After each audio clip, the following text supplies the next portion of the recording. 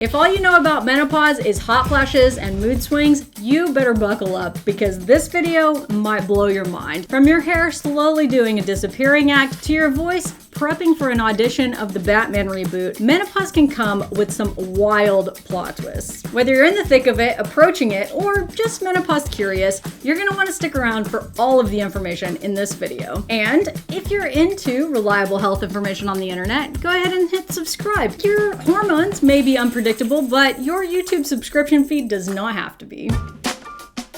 Turns out it's not just hot flashes that will drop it like it's hot in menopause. That was so stupid. I'm sorry.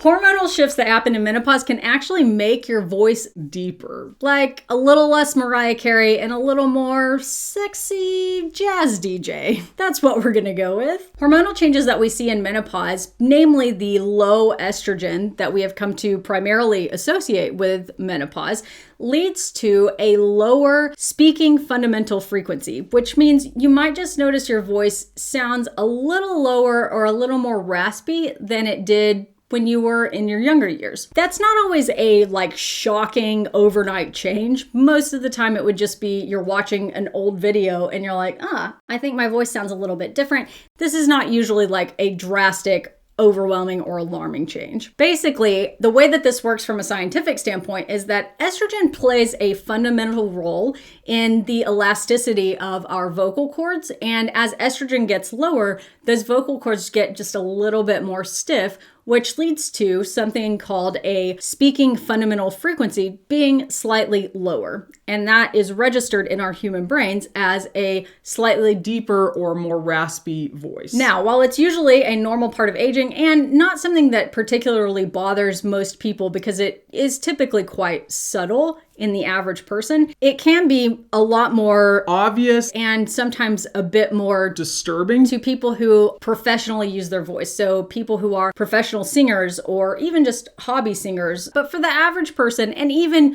usually for people who use their voice professionally, it's not going to be something that is life-altering. Your hair might start thinning out in places that you would like to keep it lush and sprouting up in places that you may not actually want it to grow. The decline in estrogen that we see in menopause can lead to something called female pattern hair loss, which is basically thinning at the front and kind of across the top of the head, and then the relative increase in androgens like testosterone. Now, you don't really have high testosterone in menopause. This is just like a ratio of how much estrogen you have. The reason for the thinning on the scalp is because estrogen pushes hairs into anagen phase, which is the growth phase of the hair cycle. And when those levels are lower, instead of having longer growth cycles, the hair gets to its stable and then falling out stage a little bit more quickly. And that happens more significantly in those areas that I was describing as being the primary areas that we see significant hair thinning in some people after they go through menopause. Because of that, the androgens like testosterone have comparatively more influence, which leads to thicker hairs sprouting up in places that a lot of people wouldn't always want it, like the chin and upper lip. Let's talk about this from an emotional standpoint for a second, because this actually can be something that is quite disturbing to people when they experience. In fact, studies have shown that people who experience hair thinning have a tendency to rate quite highly on how much that impacts both their quality of life and self-esteem. It can be very impactful to somebody's personal well-being. And we see that across the board, no matter what the cause of hair thinning or hair loss is. It's not all doom and gloom. There are options for treating this, including topical medications, oral medications. There are some procedures, and there's also something called low-level light therapy,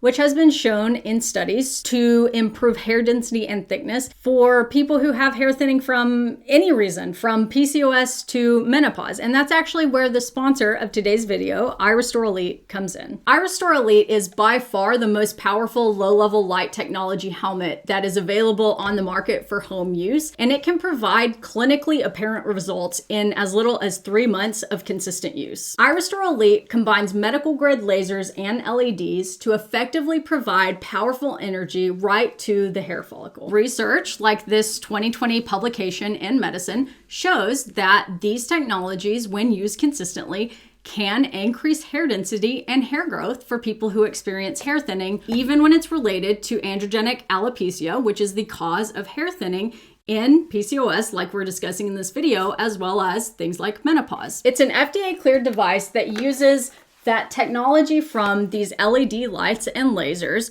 to provide stimulation to the hair follicles and help them re-enter their growth phase faster. When they reached out, I was, as I am with all of the sponsors on this channel, a bit skeptical at first. I went straight to the literature and found very promising supportive evidence. While everyone may not be bothered by hair thinning, we know that a majority of women who experience this are significantly impacted. And it doesn't have to be something that you just accept. It's comfortable, easy to use, and fits seamlessly into your routine, whether you use it while relaxing at home or responding to emails. There is a reason iRestore Elite is the #1 hair regrowth device on the market, and you can put your full confidence in them. They have a 12-month money-back guarantee, and if you use my link in the description box down below, you can get a discount as well. So if you'd like to try out iRestore Elite and support my channel in the process, use that link in the description box down below. If you're anything like me in the height challenge department, this one might alarm you just a little bit.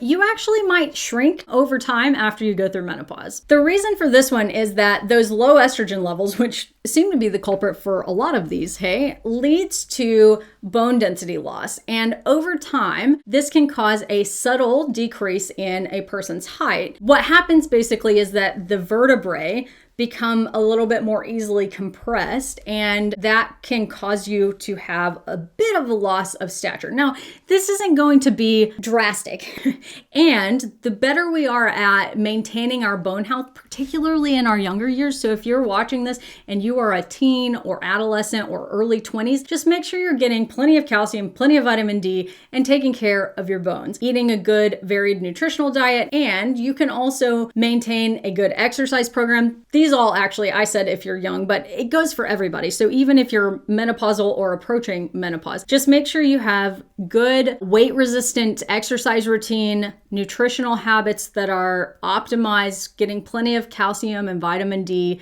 and making sure that you're just taking care of your general overall health, because that's going to optimize you for avoiding significant losses of bone density as you get into your menopausal years. There's a genetic factor to this as well, so you definitely need to talk to your doctor about what your risk is and about if you need to be doing DEXA scans, which is basically an x-ray where we can look at bone density, because there's medications that can help as well. But bone loss in menopause can be a really big deal. It actually can be very dangerous as well. So this is a really important one. But the loss of height, while subtle and usually not alarming, is just a good way for me to discuss with you the importance of your bone health and making sure that you maintain your bone density as much as possible when you get into menopause. Your scent might actually change.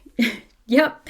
Turns out even your sweat glands go through a little bit of a midlife crisis thanks to menopause. So basically, same thing, different verse. That lower estrogen and relative increase in the ability of androgens like testosterone to impact things leads to more sweating and a change in the composition of sweat that can slightly alter somebody's body odor. The skin microbiome also reacts to these fluctuations in hormones and plays a role in this as well. Now, you're not going to just suddenly start smelling terribly. This is like a subtle thing that we can identify in studies, and I'm just sitting here wondering how we study this, but I'm sure there is a way. I have been told before that there is.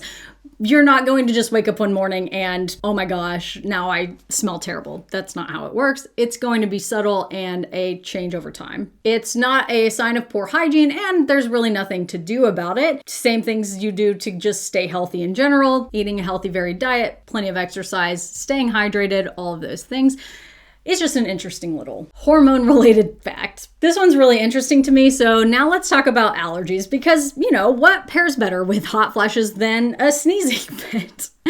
you actually might develop worsening or even new allergies after you've gone through menopause. The scientific basis for this is that estrogen levels play a role in immune modulation, and when those levels fluctuate and in menopause go low and stay low, you notice some changes in your immune system. And one of the ways that that can manifest in some people is by worsening existing allergies or even developing new sensitivities to things that you previously tolerated just fine. For some people, it's like dermatitis, eczema, skin conditions. For other people, it's like hay fever type symptoms. And for some people, they don't notice a change at all. Obviously, there's all kinds of medications that we use for allergies, and you'll want to stay on top of any triggers, environmental triggers, and things like that. But it's not a cause for alarm. It's just your hormones affecting things that hormones affect. I thought it was interesting to include here though, because I feel like a lot of people come in thinking that they're imagining this, but no, it is real. You can actually change how bad your allergies are or develop new ones because of menopause. Thanks for being here today. I hope that you learned something about ways menopause can change your body. If any of these were new to you, please let me know which ones were in the comment section down below. And if hair thinning is part of your story, don't forget to click on the link in the description box down below or use code MDJHair and check out the sponsor of our video today, iRestoreLi. I'll see you next Monday.